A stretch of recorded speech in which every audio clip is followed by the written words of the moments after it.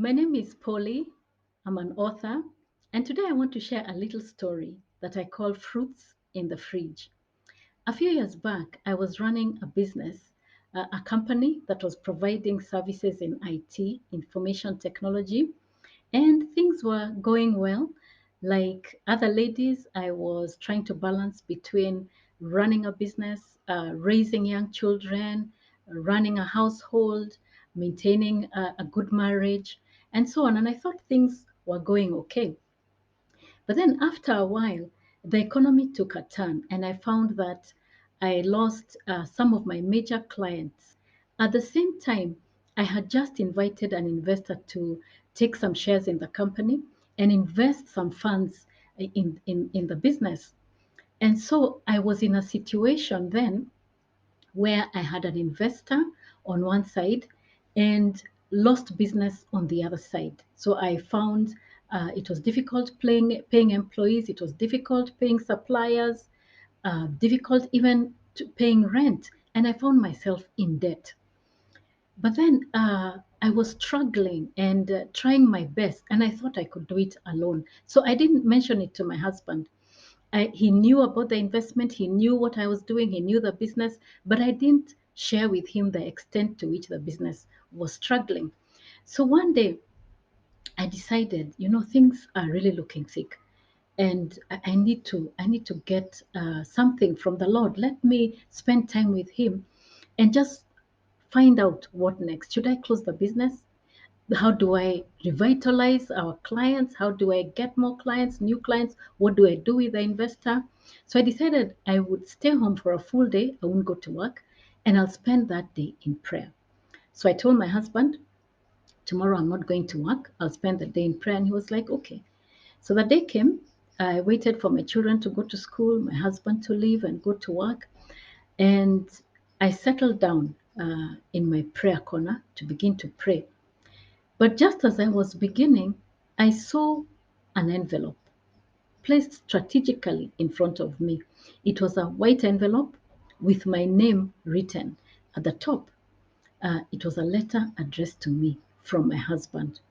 Now, my husband had only written to me one formal letter before this. So I knew things were thick. I didn't know what, but I knew something was not right. So I set aside my Bible.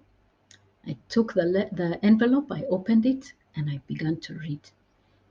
It was a long, long list of complaints of what was happening in the home because of my absence. What was going wrong? The children were missing me, my husband was missing me, the household was not being run correctly, there was no shopping being done on time.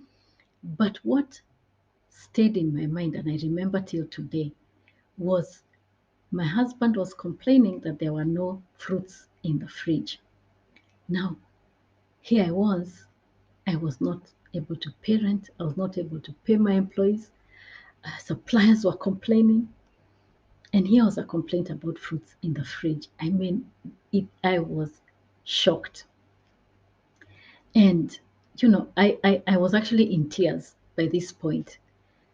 But then, I remembered that in the Bible, there was a gentleman, a king called Hezekiah, who had received a similar letter from another king, and that king was threatening him all sorts of things. He was threatening to attack him. Of course, my husband wasn't threatening me, but that letter felt like a punch in the gut. So I decided to do what Hezekiah had done. Hezekiah had taken the letter and spread it before the Lord and asked him, now, Lord, what do I do? No, my eyes are on you. So I took the letter, I opened it up, and I literally spread it before the Lord. And then I cried, now, Lord, look, I'm in debt. I'm almost being auctioned.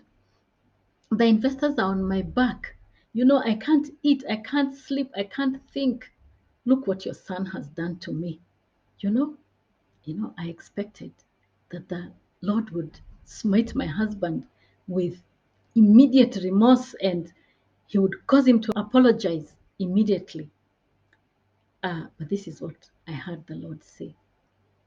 Are there fruits in the fridge? And I was shocked. I was like, but Lord, I am in trouble. Look, there are auctioneers coming. I cannot even eat or sleep. But he asked me again, are there fruits in the fridge? And I said, but God, I my employees are almost revolting. My suppliers are knocking on my door every day. I can't think about such things. Are there fruits in the fridge? And finally I said, no, Lord, there are no fruits in the fridge.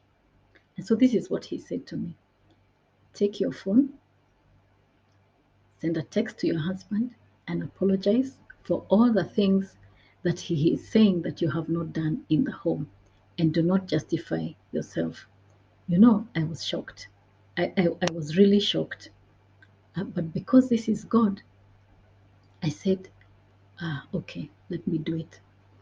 So I took my phone and I sent that apology about fruits in the fridge. I said, I'm sorry that I have not been able to take care of matters at home. I'm sorry that there are no fruits in the fridge, but I'll make time to do what I'm supposed to be doing. I wiped my tears, I pressed send. And immediately my husband wrote back and he said, I'm so sorry I had to write all those things. But what is going on? He had no idea. And so that evening, we sat down and I shared everything that had been happening. I told him how difficult it had been. I shared with him how tough the situation was in the office, that I was in debt, that I was not able to pay rent, and so on.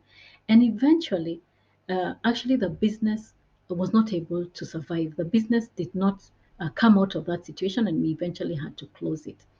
But after we had that talk, we began to walk the journey together. And in fact, in the end, it's my husband who ended up picking up all the bills and paying the debts that were outstanding on my behalf. And what I learned from this episode was this, that in a marriage, we are three. There is me, there is my spouse, and there is the Lord, if we will invite him in. And there's a verse in the Bible that says, a threefold cord is not easily broken. And that's what I learned that day, that if we invite the Lord into our marriage, then he becomes the third person, and that threefold cord will not be easily broken. This is what I learned from the situation with the fruits in the fridge. And so, if you are going through such a situation and there's a difficulty in your relationship, a difficulty in your marriage, a difficulty perhaps even with a family member, a sibling, a parent, I just invite you to seek the Lord, bring him into the midst of that relationship, into the midst of that marriage, and surely that threefold cord will not be easily broken. He's a good and faithful God, and he will see you through.